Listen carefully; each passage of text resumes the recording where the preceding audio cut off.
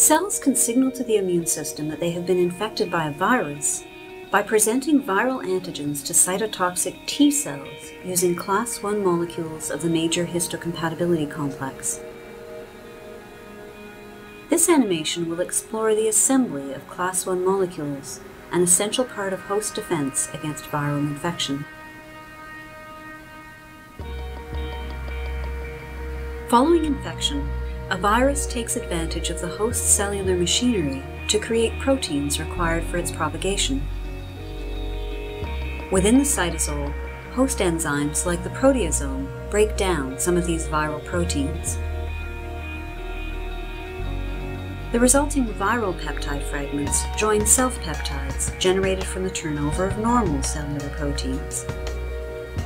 These molecules diffuse toward the endoplasmic reticulum, or ER, where they may come in contact with a specialized transporter known as TAP.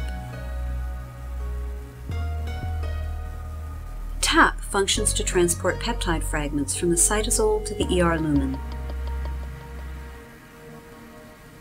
It is here within the ER that peptides bind to the key protein involved in antigen presentation, the class I molecule of the major histocompatibility complex.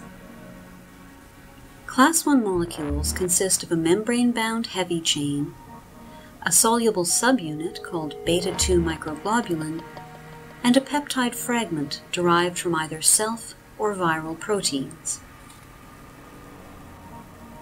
The assembly of class I molecules begins with the folding of the heavy chain, assisted by the molecular chaperone calnexin and an associated enzyme termed ERP57. Calnexin stabilizes the heavy chain and prevents aggregation, while ERP57 catalyzes the formation of disulfide bonds.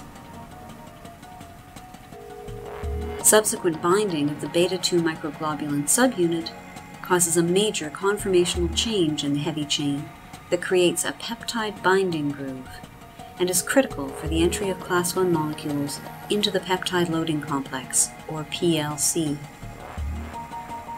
Within the PLC, calnexin is replaced by calreticulin, a closely related chaperone that also binds ERP57. The remaining components of the PLC are the TAP transporter and a remarkable protein called tapesin, which plays several roles in the stability and function of the peptide loading complex. Tapesin binds ERP57, which, along with its associated calreticulin chaperone, plays an important structural role in stabilizing the PLC.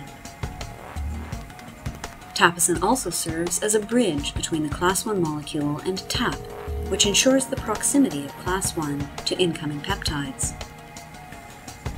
Finally, tapesin stabilizes the TAP transporter, increasing the flow of peptides into the ER lumen.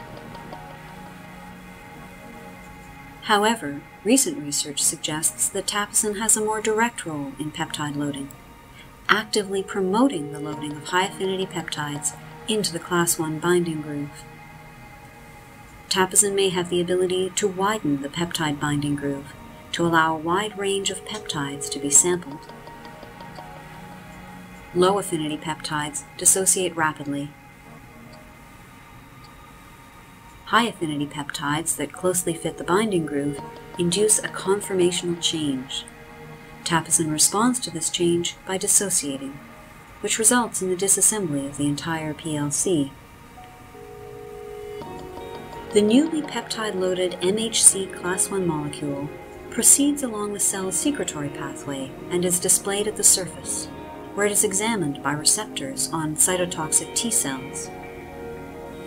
Class I molecules containing self-peptides are ignored, but those containing viral peptide antigens are recognized and trigger the release of molecules such as granzymes and perforin, which results in killing of the infected cell.